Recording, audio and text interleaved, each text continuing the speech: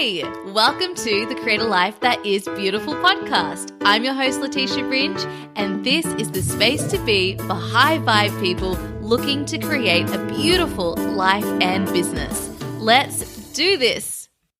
Welcome back to the podcast, my beautiful friends. I'm Leticia Ringe, your conscious relationship coach, and today we are talking about happy, conscious love. Quit settling, start creating the relationship you want today. Today's episode is a really special one for you all because I am sharing a brand new resource that I've created for you all called Happy Conscious Love. It is a process and also a opening ritual that you can all do today to start creating the relationship you actually desire. This is for you no matter whether you're single or in a relationship right now.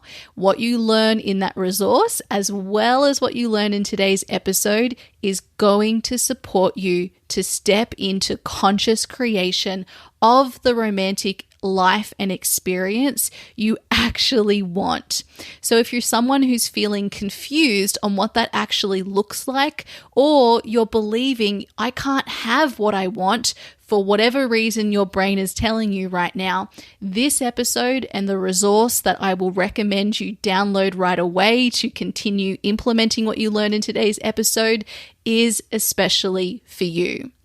Now, we're going to cover why we settle, why it's so challenging to stop, how we settle, including how you're settling right now, and why this even matters. So without further ado, let's dive in. First, I want to share some findings I had from a recent book that I reread. It's called Attached. Many of you have probably read it. It's by Amir Levine, MD, and Rachel S.F. Heller.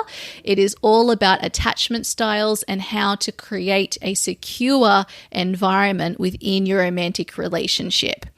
Now, one of the findings I took away from that book is that a secure relationship actually increases your ability to be happy and independent in the world. This is what they call the dependency paradox, and a direct quote from the book is as follows. It turns out the ability to step into the world on our own often stems from the knowledge that there is someone beside us whom we can count on.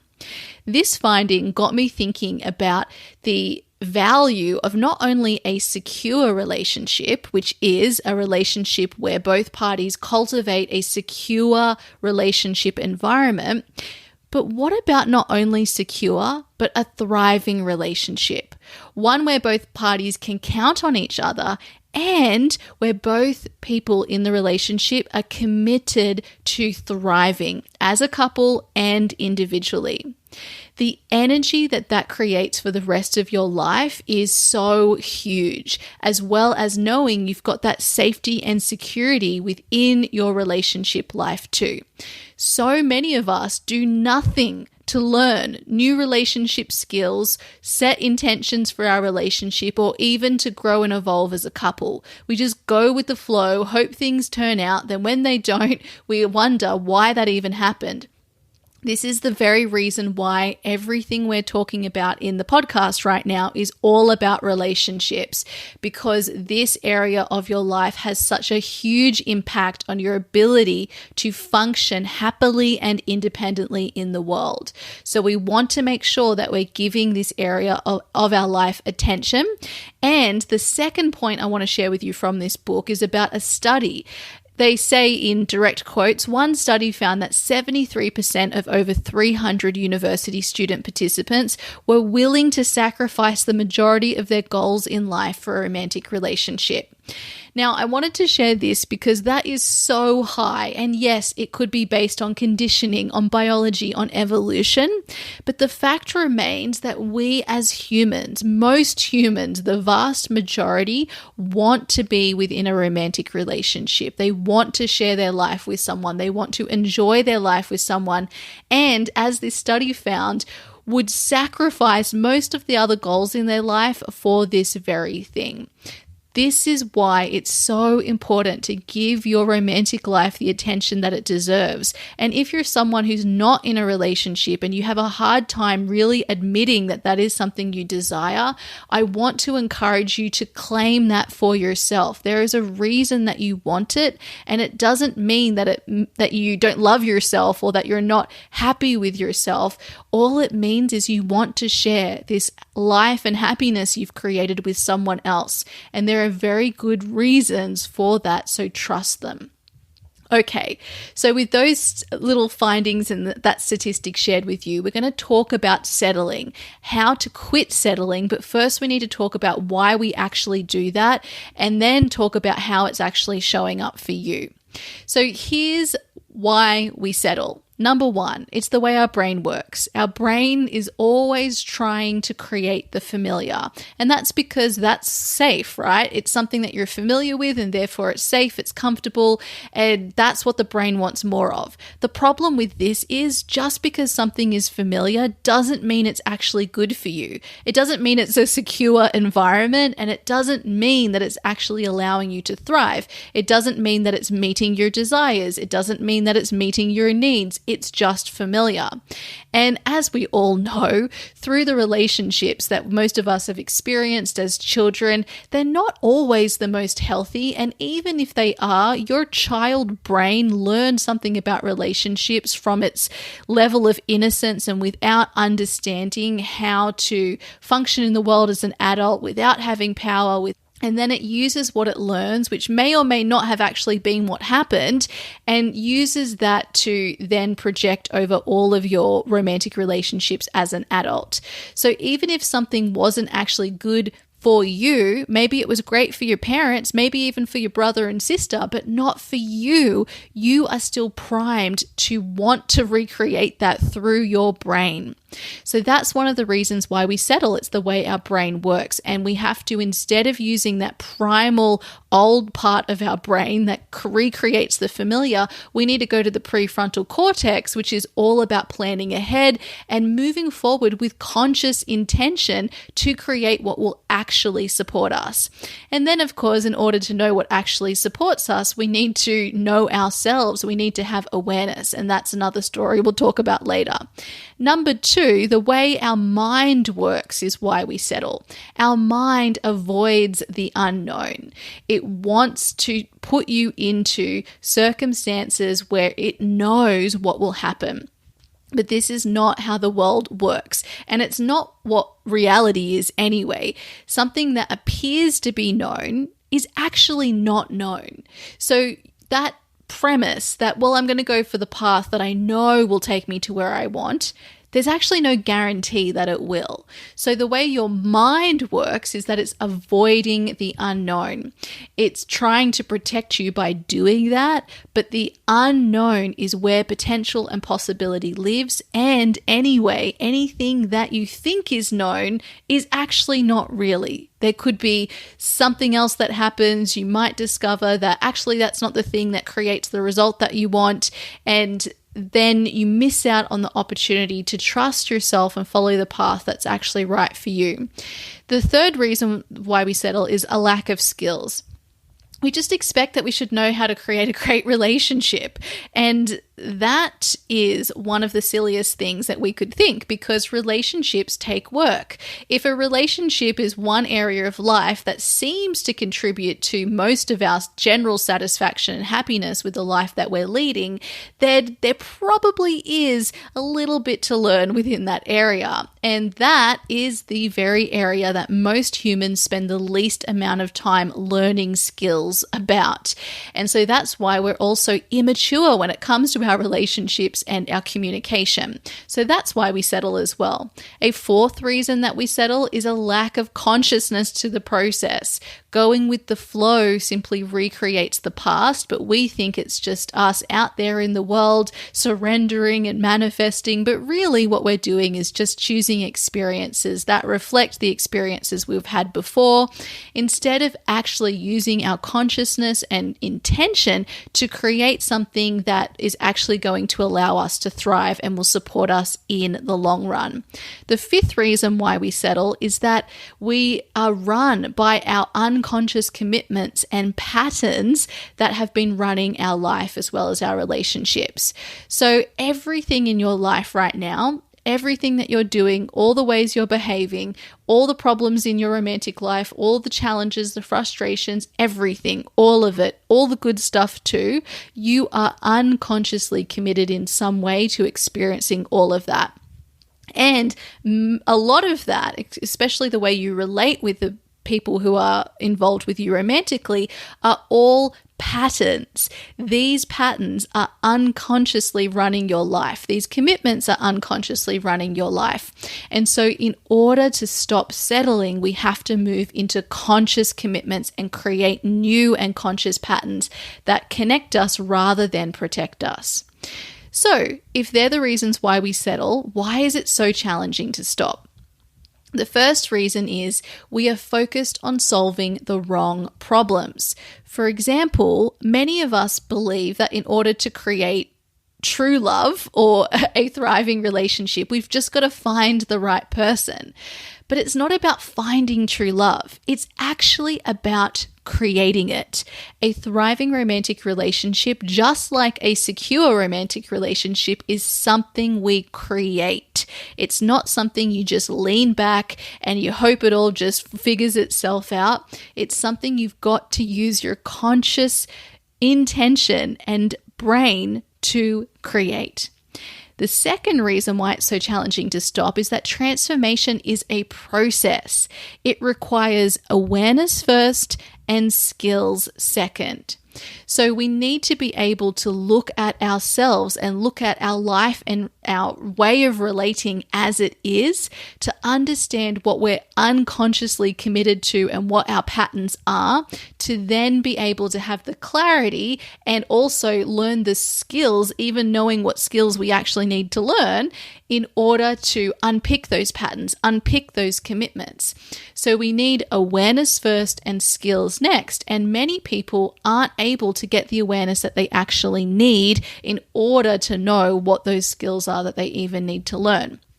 Number 3 is you're unconsciously committed to your romantic life and relationship, all the challenges as it is right now. So again, this is why it's so challenging to stop, because you're actually committed to your relationship and your way of relating being that way right now. That's the way your brain is working. So you need to step out of unconscious commitment into conscious commitment in order to step out of your own way. Number 4, any transformation, which includes moving from an unconscious commitment or pattern to a conscious commitment and new way of relating, must be done on a body, mind, and soul level. This means the way that we approach transformation needs to work with these 3 different sources of power within you. They're almost 3 different systems, and most of us are only trying to do it on one level.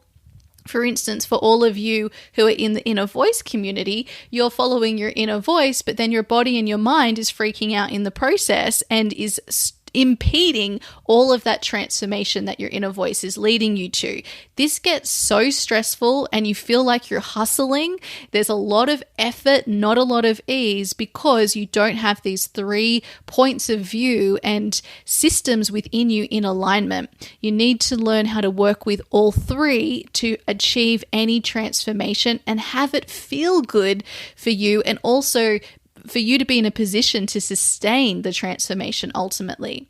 Number 5, you're too up close to the details to see how your way of relating could be different. So when we're operating and recreating the familiar and doing what our parents did and our caretakers and the people around us, it's very hard to even see what is a problem. And that's where having a point of view that's outside of you and also doesn't have a direct motivator for you improving becomes really, really important. So, how to know if you're settling right now? Here are 5 ways you can know if you're settling. Number 1, your heart aches, longs, or desires for more, whether you know what that more is or not. or you have no desires. I was talking with one of my clients about this recently, about how sometimes we think that we don't know what it is we want, but it's really just we don't want to allow ourselves to desire anything because we don't believe that we can actually have it. So if that's the reason why we don't know what we desire, it is because we don't believe that we can have it. Is that a good enough reason to ignore your desires? No, the real issue here is we need to look at your beliefs. We need to open you up to being able to even see what you desire. Now, I'll do a whole episode in the future about desires, but a quick thing on desires is to know that attaining the desire isn't actually the point. Your desire is like a muse, right? It's leading you somewhere. So being able to understand, I have this desire for this particular thing is great because it's going to get you to move forward to start creating. And through that, you will learn something. It could be that, yay, I wanted the desire and now I have it. Or it could be, I actually wanted this, or I needed to learn that, and the only reason I would have got there is because I initially wanted this thing. So having desires are beautiful, and they're always leading you to where you need to go next. Number 2, you might find yourself feeling disappointed, resentful, frustrated, sad, angry, lonely, ashamed, apathetic, or even unsatisfied about your love life right now. Your feelings are also great guides showing you where something needs to change. Number 3, you might be thinking, this is all I can have. I want more, but I can't have it. I don't know what I want. I should be happy with what I have. I don't feel seen, heard, or valued. I feel trapped. Or any line of thinking like this. You're describing something you're frustrated about in your relationship or that you don't like, or there's this sense of, I want this other thing, but I just can't have it. They are all thoughts, and they're all showing you that you're settling in some way. Number 4, your love life, your romantic life, or even your sex life is not creating the energy for you that you actually want it to. Maybe it feels like it's non-existent, and so it's not creating energy for you to use in other areas of your life. Perhaps it's just draining you, or it's just not there at all. So there's like this pool of energy you could be using that you're not, because you're not focused on nurturing it. Number 5, you might actually find that you feel drained to be around your partner. You might find yourself having arguments or the same arguments over and over. You might not feel safe to communicate your wishes, your desires, your longings, your frustrations. If you're in a relationship with someone right now, that would be with your current partner, or even to yourself. All of these things are clues that right now you're settling in your relationship and your romantic life for less than you actually want, which means you're not creating an environment that will allow you to thrive. So why does this matter? Well, as we mentioned at the top from those findings from the book attached, the being in a relationship that is secure, and therefore if we think about it in a relationship that's actually thriving, will actually support the way you show up as an individual and the happiness and independence and creativity you're able to experience. And most of us want a relationship more than anything else in our life. We want to share our life with someone else because connection is important. 2 other reasons it matters that I love to focus on is that your romantic partner will be the person you spend the most time with throughout your life. So this means it matters who you create your partnership with and what you create together. But so many people allow themselves to settle for less within their romantic life because they simply don't know how to approach their relationship consciously.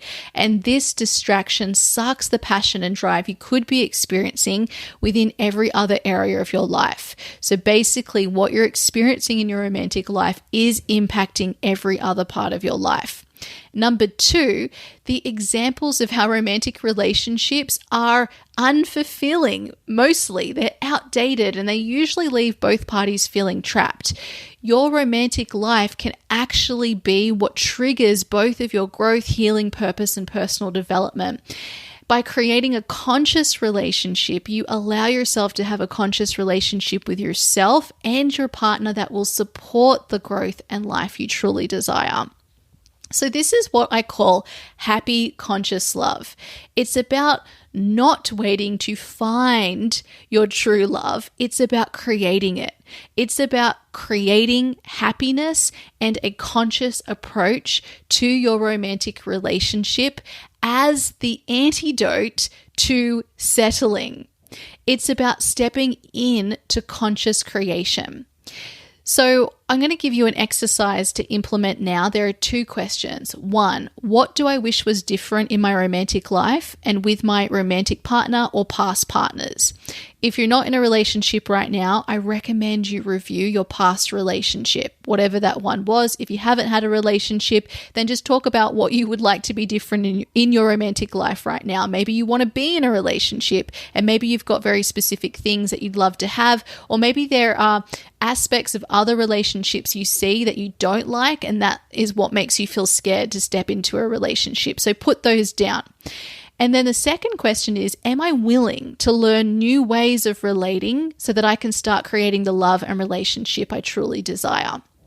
Now, if your answer to that is yes, which I hope it is, because as you can see through why we settle and why it's so hard to stop, it's all about learning new skills. This is why I've created a new resource for you all. It is called Happy Conscious Love, Quit Settling and Start Creating the Relationship You Want Tonight. This is kind of a conscious relationship starter kit. You get 2 things. First of all, you get a free training where you will learn a powerful process that I call Happy Conscious Love that will help you move from settling to creating the romantic relationship you truly desire. And then you'll get a second thing, which is a powerful ritual to do with yourself tonight that will move you towards the love and relationship you truly desire. You can go to leticiaringe.com/start to download this for yourself, and I recommend you dive in right away. The resource I'm sharing with you will help you move from feeling confused about what you even want within your romantic life or why the challenges you're experiencing are actually happening to clear on what you need to do to create the love you truly want. Because remember, you don't find true love, you create it. Once again, head to leticiaringe.com/start to download that resource.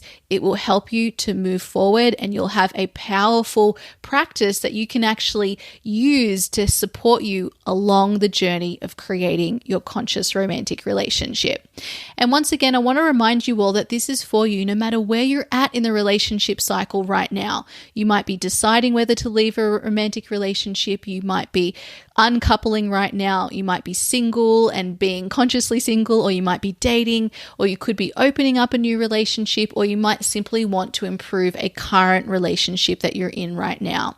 You might be healing from a heartbreak. No matter where you are right now, you need to understand what this happy conscious love process is, because it's the process that no matter who I've supported in my work as a conscious relationship coach, we have had to go through this process.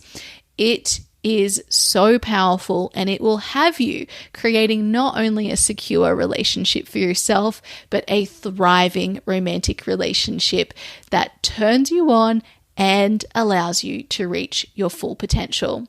All right, my beautiful friends, we'll leave it there. Have a beautiful day and enjoy. Thank you for listening to the Create a Life That Is Beautiful podcast. I'm your host, Leticia Ringe, and I appreciate you so much. If you would like support one-to-one as you up-level your life, business, or relationships in a conscious, intentional, and love-focused way, then head to leticiaringe.com/coaching. I'll see you in the next episode. Goodbye.